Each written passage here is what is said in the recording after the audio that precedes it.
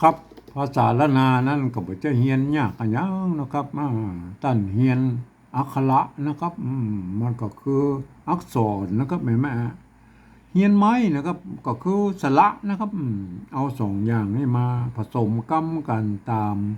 หลักการของภาษาละนานะครับ7 วัน1 เดือนต่างก็อ่านออกเขียนได้นะครับอันแต่ก็ยังว่านะครับมันบ่ยากนะครับมันยากตอนที่ว่าอันที่เราจะไปอวดให้คนอื่นได้ฮู้ได้หันตัวเนี่ยมันยากแล้วครับเพราะว่าภาษาละนาวของเรานะมันเป็นภาษาที่มันตายไปแล้วนะครับเพิ่นบ่ได้ใจในทางราชการมาเมินนะครับมันก็มันก็เกือบจะศูนย์แล้วนะครับแม่มาก็เฮาก็พยายามฟื้นฟูก่อนนะครับเอามาอวดมาโชว์ให้เพิ่นนะครับว่าอันภาษาละนาวของเฮาก็มีนะครับก็อย่างอี้นะครับเฮาจะขยายความคนอื่นนะครับแม่อันเฮาจะไปอวดให้คนอื่นได้ฮู้ได้หันโดยเฮาอีกต้องใช้ภาษาอื่นๆ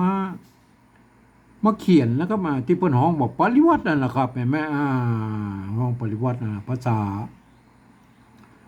ในโลกนี้นะครับเพิ่นก็ใจปริวัติกันทั้งนั้นนะครับอย่างประเทศเวียดนามไหนเปิ้นมีสงครามกันมา200-300 ปีนะก็เห็นไหมโอ้โหยาวนะครับลูกหลานเลนเปิ้นบ่ได้เรียนภาษายึกยื้อไอ้แบบภาษาจีนนั่นแหละครับเห็นไหมเปิ้นก็เขียนมาได้กันนะครับบัดเดี๋ยวเนี่ยมันเปิ้นก็เลยเอาอันอักษรอาหรับิกนะครับมาเขียนนะครับสะกดเขียนก็เป็นภาษาอันเวียดนามของเปิ้นเปิ้นก็ดัดแปลงนะครับดัดแปลงก็ด้วยใส่จุดใส่หมวกใส่ขีดใส่ยะมั่วสะปะสะเปนนะครับเพื่อมันเป็นวรรณยุกต์เพื่อจะให้ได้ โทษทีได้ตามเสียงของภาษาเวียดนามของเปิ้นนะครับแม่อันนี้เปิ้นฮ้องว่าปริวัตินะครับอันในโลกนี้เปิ้นก็ใช้การปริวัตินั่นแหละแม่ปริวัติอย่างเช่นประเทศฝรั่งเศสเห็นไหมเยอรมันนะครับยูเครนรัสเซียหรือประเทศยุโรปต่างๆนะครับเห็นไหมเปิ้นก็ใช้อาหรับิกนะอักษรอาหรับิกนะครับไปเขียนเป็นภาษาเปิ้นนะครับเปิ้นก็ใส่จุดนะครับบางครั้งเปิ้นก็จะดัดแปลงอักษรบางตัวให้มันเป็นอักษรของเปิ้นแหมก็มีนะครับก็อย่างเงี้ยเปิ้นก็ฮ้องว่าปริวัตินั่นแหละครับภาษาอังกฤษนะเปิ้นใจภาษาอาหรับิกนะครับไปเขียนภาษาของเปิ้นเนี่ยแต่เปิ้นบ่ใส่อันหยังสักอย่างนะครับเปิ้นก็เอาโล้นๆอย่างนั้นนะครับแต่เปิ้นฮื้อพันเสียงได้หลายเสียงนะครับก็ไปตามบริบทนะครับจะเป็นคำถามเปิ้นก็ไปแถมเสียงหนึ่งครับจะเป็นประโยคธรรมดาเปิ้นก็ไปแถมเสียงนั่นขึ้นลงตามชอบนะครับเห็นไหมอันนี้คือลักษณะการปริวัติของภาษาอังกฤษนะครับในภาษาละนาวเฮาโบราณนะตั้งแต่ก่อนที่จะมาเป็นภาษาละนาเนี่ยมันจะเป็นภาษาเปิ้นเอามาเขียนภาษาธรรมละนาก่อนนะครับบาลีธรรมนะครับหลังจากนั้นก็จะมาเป็นภาษาชาวบ้านนะครับเห็นไหมยุคต้นๆแล้วเปิ้นบอกมีไม่เยอะไม่สั้นเหมือนภาษาอังกฤษเห็นไหมเปิ้นก็จะอ่านไปตามบริบทของเปิ้นเห็นไหมก็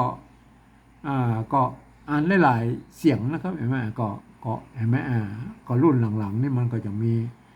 ใส่ไม่เยาะไม่ซัดมาก็เมื่อมันพันได้6 เสียงครบเครื่องนะครับเห็นไหมก็มันก็เป็นอย่างนี้นะกับการพัฒนาภาษานะครับถึงการปริวัติภาษาที่เราจะเอาภาษาอื่นๆมาเทียบเคียงหรือปริวัติเขียนเนี่ยภาษาไทยนะครับที่มันใกล้เคียงกับภาษาละนาวของเราหน่อยนะครับเห็นไหมเฮาก็บ่ต้องเอาภาษาอาหรับิกมาเขียนแล้วนะครับเห็นไหมเอาภาษาไทยเนี่ยมันใกล้เคียงกันนะครับเพราะว่ามันเกิดมาจากที่เดียวกันนะครับพ่อขุนรามคำแหงที่เดียวกันนั้นนะครับแม่มันเก้าเงามาที่เดียวกันนะครับก็เกิดจากอักษรพระขามนั่นนะครับแม่เปิ้นก็เอามาพัฒนาตั้งใต้ก็เอาพัฒนาไปเป็นภาษาไทยนะครับเห็นไหมตั้งเหนือของเขาก็มาพัฒนามาเป็นภาษาละนานะครับเห็นไหมมันก็แยกกันนะครับเห็นไหมบางกรรมก็เหมือนกันนะครับบางกรรมก็ ออกเสียงต่างกันนะฮะมันก็ว่ากันไปนะครับ มันแล้วแต่สำเนียงท้องถิ่นนะครับมันก็ว่ากันไปนะครับเอาจะเอาภาษาอันละนาเนี่ยเอาภาษาไทยนะภาษาไทยเนี่ยมาปริวัติเป็นภาษาละนาของเรานะครับผมเองเนี่ยผมได้ใช้หลักการของสภาวัฒนธรรมมหาวิทยาลัยเชียงใหม่นะครับเปิ้นตกลงกันไว้เมื่อปลายปี28นะครับเปิ้นตกลงกันไว้ว่าอย่างนี้นะครับ การที่จะเอาภาษาไทยนั่นนะมาสะกดเขียนเป็นภาษาละนานั่นนะหรือที่เป็นห้องว่าปริวัตินั่นนะครับก็ทำได้อยู่3 แบบนะครับหรือ3 รูปแบบนะครับเห็นไหมแบบที่1นั่นเปิ้นจะเอาไว้บันทึกนะครับเอกตัวหนังสือในลักษิลาจารึกนะครับในเอกสารสำคัญในโบราณนะครับเห็นไหมอันนี้เปิ้นจะเอาอักษรไทยเนี่ยมาเทียบเอาอักขระละนานะครับทุกไม้นะครับทุกอักขระนะครับมาทุกไอ้เครื่องหมายนะครับเห็นไหมเยอะแยะไปหมดเปิ้นเอาเทียบมาโม้นะครับเปิ้นบ่เว้นนะครับเห็นไหมแม้กระทั่งไม้กงไม้กังไหลไม้สปะสเปดเอามาหมดเลยไหมอันนี้เฮาบ่อู้ถึงแล้วนะครับอันเฮาไม่ได้ใจนะครับเฮามาใจแค่เอาแบบที่2ก็พอนะครับอันแบบที่2เพิ่นว่าอย่างนี้นะครับยืมเอาอักษรไทยนะครับมาปรับเทียบเมื่อเป็นอักขระละนาตำบลผู้ไหนแม่แล้วก็ประกอบกรรมขึ้นมากับแบบภาษาไทยนะครับผสมประสานกันไปนะครับบางทีไม้หรือสระเนี่ยมันของไทยของละนามันบ่ตรงบ่ตัดกันหรือว่ามันบ่เหมือนกันนะครับแม่ก็สามารถบูรณะกำศัพท์หน้าตามออกแบบไทยๆได้นะครับก็เวลาอ่านนั่นท่านจะต้องนึกถึงว่าอันที่หน้าตามเนี่ยเป็นไทยๆอย่างนั้นเอามาก็คืออ่านเป็นอักขระละนานะฮะออกเสียงเป็นอักขระละนาคนทั่วไปไม่สามารถเข้ามาอ่านได้นะก็มันจะผิดเพี้ยนสำเนียงนะยกอันอย่างเช่นใช่ไหมตัวนี้อันเนี่ยท่านเห็นว่าเป็นคอคนนะครับอันเนี้ยมันบางทีมันก็ออกเสียงคอเหมือนกันก็ยังได้นะครับแต่ตัวอื่นนี่มันก็อาจจะผิดเพี้ยนไปนะครับอย่างเช่นนี้ตัวเอาตัวคอคนเนี่ยเทียบมาเป็นตัวข้าหางยาวเนี่ยไหมก็อย่างเงี้ยนะครับเห็นไหมถ้าตัวอื่นเนี่ยมันก็หลักการต้องอ่านไปตามหลักการภาษาละนานะเห็นไหมก็อย่างเงี้ยไม่ตามเมื่อคนอื่นที่มาเข้ามาอ่านเนี่ยมันจะผิดเพี้ยนสำเนียงนะครับเห็นไหมมันไม่ได้ตามหลักการของภาษาละนานะครับคนอื่นๆนี่จะต้องไปอ่านในแบบที่3พุ่นนะครับเดี๋ยวเขาค่อยโอ้มาแบบที่3นะเขามาโอ้แบบที่2ก่อนนะครับเอาตัวคอควายนี่คอคนนะโทษทีเอามาเทียบเป็นข้าหางยาวเนี่ยไหมแล้วก็อันตัวหางหน้าเห็นไหมหางหน้าตัวนอนหนูเห็นไหมนอนหนูเห็นไหมอันไม่กงเนี่ยบอกเอามาตัวแล้วนะครับเห็นไหมอันแต่อันแบบที่1พอเอาไม่กงมาตัวแล้วก็ไปใส่ไม่กงอย่างเงี้ยนะครับอันนั้นคือลักษณะของแบบที่1พอเอาละเอียดนะครับของแบบที่2นี่เปิ้นจะเอาแค่พออ่านหูเรื่องนะครับหน้าตามเนี่ยไปไทยอันนี้อ่านว่าคนนะครับเห็นไหมตัวคอคนนะตอนหนูนะเห็นไหมสะกดคนนะครับอ่านว่าคนขี้นะครับตัวคะนะครับไม่กี่นะครับไม่กี่กับสระอีนะครับเห็นไหมไม่ขอจ้างกับไม่โทนะครับไม่โทเห็นไหมตัวนี้ออกเสียงโทพิเศษโทเมืองนะครับขี้นะครับอ่านภาษาไทยเปิ้นอ่านว่าขี้นะครับเสียงโทปกติมันต่างกันนะครับมันต่างกันนะเปิ้นก็เลย เวลาปริวัติแบบที่3นะมันจะมั่วนะครับถ้าท่านปฏิวัติกันให้ดีนะครับ มันจะมั่วกันนะครับ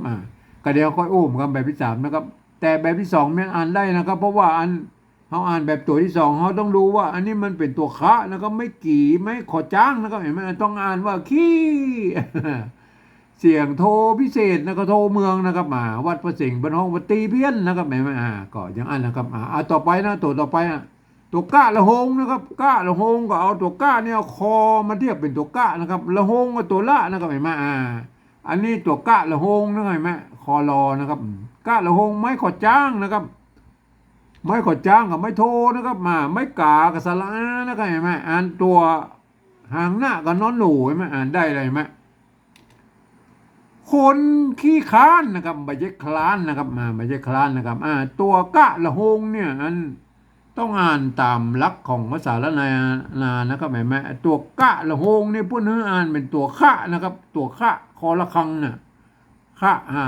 กะคะกะข้างะนะครับเมื่ออันนี้มันเป็นตัวกะนะครับกะละหงนะครับกะละหงเมื่อก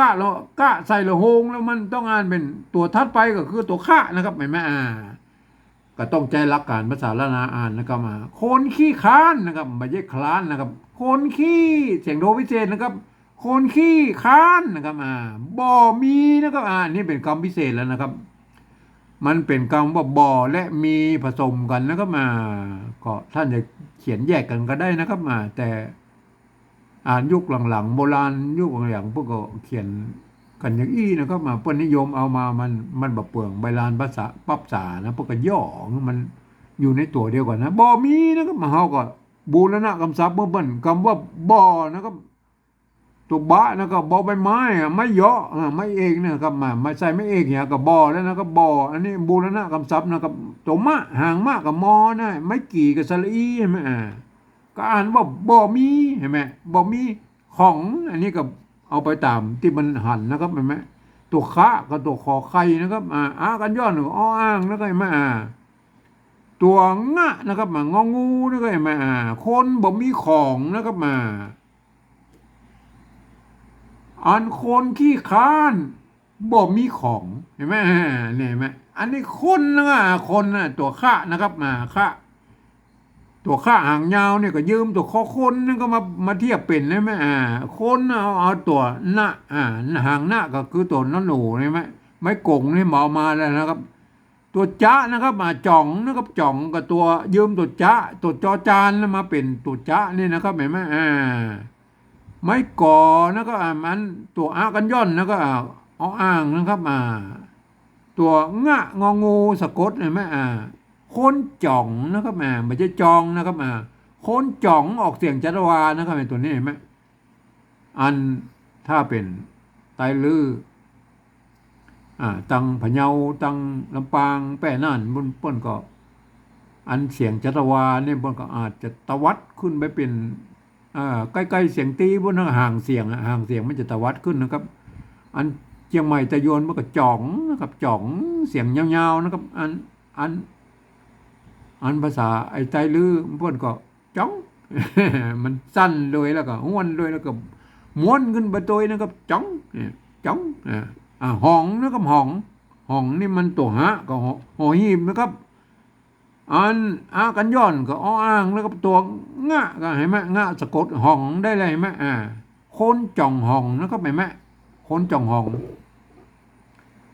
บ่มีนะครับบ่มีก็โอ้กันตะเกียนะครับบ่นะครับบ่แล้วก็มีนะครับมีเห็นไหมเปื้อนนะครับอันนี้มันตัวป้านะครับเห็นไหมออกเสียงโทปกตินะครับเปื้อนนะครับเห็นไหมเปื้อนตัวป้านะครับเปื้อนอันนี้ไม้เกลือเห็นไหมไม้เกลือของละนาไปอีกใจไม้กี้ก็ได้นะครับประกอบกำเป็นสระเอือเนี่ยไม้เกลือนะหรือไม้เกลือก็ได้นะสระอือก็ได้นะครับเห็นไหมไม้เปิ้นเขาได้ทั้งสองอันเอาไม้กี้ไม้เกลือนะมาประกอบเป็นไม้เกลือเนี่ยไม้สระเอือเนี่ยนะครับเห็นไหมเพราะนั้นเฮาหันอย่างอี้เฮากับเพิ่มบูรณะคำศัพท์มันเป็นไทยหน่อยนะครับก็คือสระเอือไทยนั่นแหละครับเห็นไหมไม่เก๋สระเอนะตัวป้านะตัวป้ายืมตัวพอพานมาเป็นแล้วก็เห็นไหมยืมตัวพอพานมาเป็นนะครับอันนี้บูรณะคำศัพท์มันเป็นสระเอือไทยนะครับก็เอาสระอือนะครับอันไม่เยาะนะครับไม่เยาะกับไม่เอกนะครับกันย้อนก็อ้างนะครับอันนี้ตัวหน้านะครับในภาษาละนาเนี่ยเมื่อสะกดโดดอยู่ตรงบนแล้วป้นบอกว่าเขียนเป็นตัวละแตนนะครับเห็นไหมแต่ถ้าเป็นภาษาแบบที่หนึ่งป้นก็จะใจตัวละเขียนอย่างนี้นะครับเห็นไหมตัวละนะครับป้นจะใจตัวละเขียนแล้วก็เห็นไหมก็เห็นไหมป้นจะใจตัวละเขียนแล้วก็เห็นไหมละเขียนแบบนี้นะครับแบบที่หนึ่งนะครับพวกก็อย่าเอามาตามที่มีอยู่ในบนนั้นนะครับเห็นไหม อันของเฮามันแบบที่สองแล้วครับอันนี้คือแบบที่สองนะเฮารู้แล้วว่าอ๋อเปิ้นเอาตัวหน้าเอาตัวละนี่มาเขียนแทนตัวหน้านะเฮาก็บูแล้วนะคำศัพท์มันเป็นเปื้อนนะครับเห็นไหมอันนี้อ่านว่าเปื้อนนะครับไม่ใช่เพื่อนนะครับอ่านว่าเปื้อนนะอย่างเงี้ยนะคนทั่วไปมาเข้ามาอ่านแล้วมันจะผิดเพี้ยนสำเนียงนะครับอ่านว่าอย่างนี้นะครับคนขี้เสียงโทพิเศษนะครับขี้ค้านนะครับตัว ไอ้คอรอนี่ต้องอ่านเป็นตัวคอตัวเดียวนะครับคนขี้ค้านบ่มีของคนจ่องจ่องเสียงจัตวานะครับจ่องหองนะครับบ่มีเปื้อนนะครับตัวอันนี้มันออกเสียงปอนะครับเปื้อนนะครับอ่านว่าเปื้อนไม่ใช่เพื่อนนะครับเห็นไหมมันก็ต้องอ่านแบบนี้ตามหลักภาษาละนานะครับเห็นไหมอันนี้อะไรแม่คนทั่วไปบ่สามารถเข้ามาอ่านได้นะเพราะเหตุนี้แหละนะครับเพราะว่ามันจะผิดเพี้ยนสำเนียงนะครับเห็นไหมคนทั่วไปนะมันจะต้องไปอ่านในแบบที่สามปุ้นนะครับเห็นไหมอันแบบที่สามในปุ้นว่าอะไรแล้วครับปุ้นว่าอะไรแล้วครับปุ้นว่าอย่างนี้นะครับปุ้นบอกว่าหลักการนะปี28นะอ่าปี28ที่ปุ้นตกลงกันไว้ว่านะสภาวัฒนธรรมปุ้นบอกว่าเอาอย่างนี้นะครับหลักการของปริวัติแบบที่สามนะเปิ้นบอกว่าคือฟังเอาเสียงภาษาละนาตางบนพุ่นนะครับว่ามาจากใดนะครับเฮาก็เอาภาษาไทยเขียนไปจากนั้นนะครับก็มันบางครั้งนะครับมันอันมันภาษาไทยนั้นมันเขียนมาได้ครบทุกเสียงนะครับเพราะว่าภาษาไทยนะมันเป็นระบบ5 เสียงนะครับกากับก้ากากาเห็นไหมอันภาษาละนาของเรามันเป็นระบบ6 เสียงนะกากับก้ากากากามันเพิ่มก้าขึ้นมาตัวให้มันพิษกันตรงนี้พิษกันตรงนี้น้อยเดียวนะครับอันตัวอื่นพวกก็เขียนได้เกือบครบทุกเสียงนะครับยกเว้นภาษาเสียงจัตวาบางตัวนะครับมาเราก็ต้องดัดแปลงเอานะครับครับเฮาก็ก้อยๆดัดแปลงไปนะครับเห็นไหมเฮาอันนี้เป็นห้องปฏิวัติแบบที่สามนะเอาตัวแรกเลยนะครับ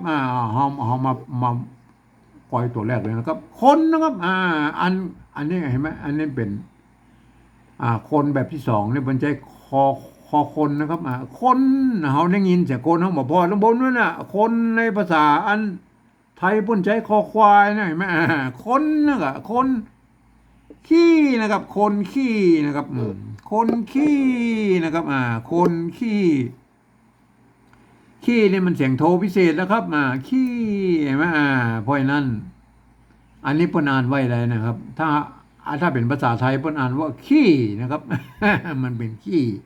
มันเสียงโทปกตินะครับเห็นไหมมันบอกขี้อะไรมันอ่านมาแล้วขี้นะครับเห็นไหมบางคนพวกกับเปิบเอาเหียนะครับเปิบกับขี้ตูนะขี้ตูมันเป็นขี้นะครับอันตัวอื่นมันก็ทำให้ตัวอื่นๆนั่นที่เขาจะสะกดเขียนนะมันก็พลาบก็ไปหมดแล้วก็มาใส่ไม่เอกมันก็จางมันก็ต่างมันก็ตันมันมั่วมันเอกออกมันมั่วกันไปหมดนะครับมันมั่วอันผมในส่วนตัวของผมนี่ผมหันว่านะครับผมหันว่าไอ้ที่อันภาษาไทยป้นเขียนมาได้ก็คือเสียงโทพิเศษนะเขาก็ดับปรับปรุงเปลี่ยนแปลงไอ้ตัวนี้ตัวเดียวนะครับเพราะฉะนั้นอันตัวอื่นเขาไม่ต้องมายุ่งบนนะครับป้นเขียนได้ก็คือป้นเขียนไปนะครับภาษาไทยนะเขาในส่วนตัวของผมนะผมจะเอาจุดประดับไว้อีกนะก็ขี้เสียงโทพิเศษนะเห็นไหมขี้เห็นไหมคนขี้นะครับเสียงโทพิเศษนะขี้นะครับเห็นไหมได้นะวัดพระสิงห์เชียงใหม่เปิ้นใจตัวเอียงนะครับตัวเนี้ยเปิ้นใจตัวเอียงนะครับอันนี้เปิ้นห้องว่าเสียงตีเพี้ยนนะครับเห็นไหมพวกกระดัดแปลงของเปิ้นเหมือนกันนะครับวัดพระสิงห์นะครับพวกก็ฮู้ว่าอันนี้มันภาษาละนาภาษาไทยเปิ้นมาเขียนมาได้ในภาษาละนานะครับขี้เสียงโทพิเศษนะครับเห็นไหมก็ผมเองใจจุดไว้ประดับอีนะครับอันนี้ตัวนี้เฮาก็อนุโลมคืออ่านไปแบบที่สองนะครับคือกะละหงเนี่ยนะตัวคอรออ่านตัวคอตัวเดียวนะก็เห็นไหมอ่านว่าค้านนะครับอ่านว่าค้านเห็นไหมคนขี้ค้านนะครับต้องอ่านอย่างนี้นะครับบ่มีของอันนี้ได้แล้วนะครับบ่มีก็ได้ละ ภาษาไทยพวกก็อ่านว่าบ่มีนะครับก็ของนี่พวกก็อ่านว่าของนะครับก็อ่าก็นั่นไปนะครับคนนะครับคนนะครับตัวนี้มันคนนะเปิ้นอันคนนี่เปิ้นภาษาไทยเปิ้นใจคอคอควายนะครับคนนะฮะคนจ่องนะครับอันอันภาษาละนาเปิ้นอ่านว่าอันนี้เปิ้นอันบนเนี่ยเห็นไหมอันแบบที่สองเนี่ยนะเห็นไหมเปิ้นอ่านว่าจ่องนะครับมันเป็นตัวจ้านะครับกันย่อนนะครับแม่ตัวงะนะเห็นไหมอ่านว่าจ่องนะครับอันบนนะครับอันนี้บนภาษาไทยตัวจอจานนะครับอ่างหลงงูอ่านว่าจองนะครับแม่จองเนี่ยเพราะนั้นจะทำให้มันเป็นจ่องได้เลยครับก็ใส่มัจจตวาเพื่อนเนี่ยครับจ่องใช่ไหมถึงแม้ว่ามันจะมามีในภาษาไทยเนาะก็ไอ้คำว่าอย่างอี้นะก็จ่องอาจจะผิดหลักการอย่างภาษาไทยนิดๆหน่อยเขาก็บอกว่ากันแล้วนะครับเขาก็จะทำให้มันได้ตามเสียงของภาษาละนานะครับแม่ก็เหมือนภาษาเวียดนามนะพวกใส่สเปดเหมือนกันนะครับแม่พวกก็พวกก็เอาจะให้ได้ตามเสียงของพวกนั้นนะครับเขาก็เหมือนกันนะครับเขาเอาภาษาไทยมาเขียนเขาก็จะให้ได้ตามเสียงภาษาละนาของเขาก็ใส่ไม้จัตวาไปนะครับจ๋องนะครับคนจ๋องอันนี้เหรอหองอันนี้มันหองได้ละมันหองเต้ากันแล้วนะครับอันบนไอแบบที่สองมันก็หองนะครับอันแบบที่ไทยแบบที่สามไทยพวกก็อ่านคนไทยพวกก็อ่านว่าหองนะครับคนจ๋องหองบ่มีนี่ได้แล้วนะครับเปื้อนนะครับอันนี้เปื้อนนะมันออกเสียงเปื้อนนะครับมันจะต้องใจปอปาเขียนนะครับเปื้อนนะครับต้องใจปอปาเขียนนะครับเอาปอปาเขียนนะครับสระเอือนะครับเปื้อนนะครับเปื้อนอ่านว่าเปื้อนนะครับใส่ไม่เอกหรอเปื้อนใช่ไหมบางคนเปิ้บเอานี่เป็นนั้นเราก็มาเขียนไปเป็นมันก็เป็นเปื้อนนะครับมันบอกเปื้อนนะครับเปื้อนมันเสียงเอกนะครับเปื้อนมันเสียงโทปกตินะครับเปื้อนแล้วก็ใส่ไม่โทเข้าไปแล้วก็ไม่เปื้อนนะได้เลยนะเปื้อนอันนี้เป็นภาษาไทยพวกอ่านว่าเปื้อนนะครับมีในภาษาไทยแต่ความหมายมันอาจจะผิดเพี้ยนกับไปนิดๆนะเขาก็บอกว่ากันแล้วเขาไปสนความหมายแล้วเขาเอาเสียงนะครับเอาเสียงนะครับบ่มีเปื้อนนะครับเปื้อนอันนี้มันอาจจะความหมายมันอาจจะเป็นไอ้สกปรกนะครับเปื้อนสกปรกนะครับเปื้อนสกปรกนะมันก็บอกว่ากันนะครับเขาก็เอาตามเสียงนะเสียงมันได้อย่างนี้นะครับบ่มีเปื้อนนะครับเห็นไหมก็อ่านได้อย่างนี้นะครับใจหลักการภาษาไทยอ่านนะครับมีข้อยกเว้นหนึ่งอันที่ท่านจะมาอ่านในภาษาล้านนาภาษาล้านนาปริวัติล้านนาแบบที่สามเนี่ยคำที่มีจุดเนี่ยท่านต้องอ่านออกเสียงโทพิเศษนะครับตัวคอรอเนี่ยเพื่ออ่านตัวคอตัวเดียวนะครับขี้ค้านตัวอยท่านจะต้องอ่านเป็นยอยักษ์ไทยนะครับตัวยอยักษ์ตัวเดียวนะเพื่อออกเป็นยอยักษ์ล้านนานะก็ยอยักษ์เมืองตัวยอนะเห็นไหมท่านต้องอ่านอย่างอี้นะครับเห็นไหมนอกนั้นก็อ่านไปตามหลักภาษาไทยนะครับท่านก็จะได้สำเนียงเจ้าละนาเจียงใหม่แต่โยนไปเลยนะก็เห็นไหมก็อ่านได้เห็นไหมคนขี้ค้านบ่มีของคนจ่องหองบ่มีเปื้อนนะครับแม่ได้ไหมก็อ่านได้นะครับท่านจะเป็นฝรั่งมังค่ามาเรียนภาษาไทยมาก็ท่านก็อ่านได้อีกก็อ่านได้สำเนียงภาษาละนาแต่โยนเจียงใหม่ไปเลยนะก็เห็นไหมอันแบบที่สองแล้วครับอันแบบที่สองนั่นไหนแม่อันเปิ้นต้องเป็นคนที่เปิ้นเรียนรู้ภาษาละนามาอ่านนะครับบ่อ่านมันจะผิดเพี้ยนสำเนียงนะครับเปิ้นคนที่เปิ้นเรียนรู้ภาษาละนาเปิ้นก็เข้าใจนะครับว่าอันนี้มันตัวขะหางยาวนะเห็นไหมมันจะคนนะเห็นไหมขะหางยาวตัวหน้าเห็นไหมสะกดได้ตัวหน้าเห็นไหม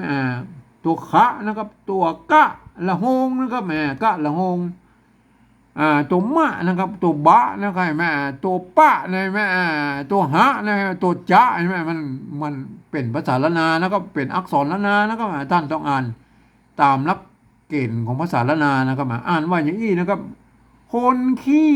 ค้านบ่มีของคนจ่องห้องบ่มีเปื้อนนะครับเห็นไหมมันต้องอ่านอย่างนี้นะครับคนทั่วไปบัดสามารถเข้ามาอ่านได้นะแล้วเปิ้นเขียนไว้อย่างแล้วครับเปิ้นเหมือเขียนให้คนทั่วไปอ่านอ๋อเปิ้นมีจุดประสงค์แค่นี้นะครับเปิ้น เปิ้นจะเอาไว้เขียนไว้เพื่อบันทึกว่าอันภาษาละนาตำบลพุ่นเพื่อภาษาละนาตำบลพุ่นสูญหายไปนะครับเปิ้นก็สามารถเอาภาษาปริวัติแบบที่สองนะปริวัติแบกกลับไปเป็นภาษาละนาตำบลพุ่นไหนมาก็อย่างนี้นะมีแค่นี้จุดประสงค์แค่นี้นะครับเห็นไหมอันภาษาละนาของเปิ้นก็มีอย่างนี้นะเห็นไหมภาษาละนาตำบลพวกก็อาจจะเขียนหลายๆแบบน้อยนะครับก็สุดแล้วแต่อันความนิยมของแต่ละเผ่าพันธุ์ของแต่ละที่อย่างเช่นเนี่ยคำว่าบ่มีเนี่ยเปิ้น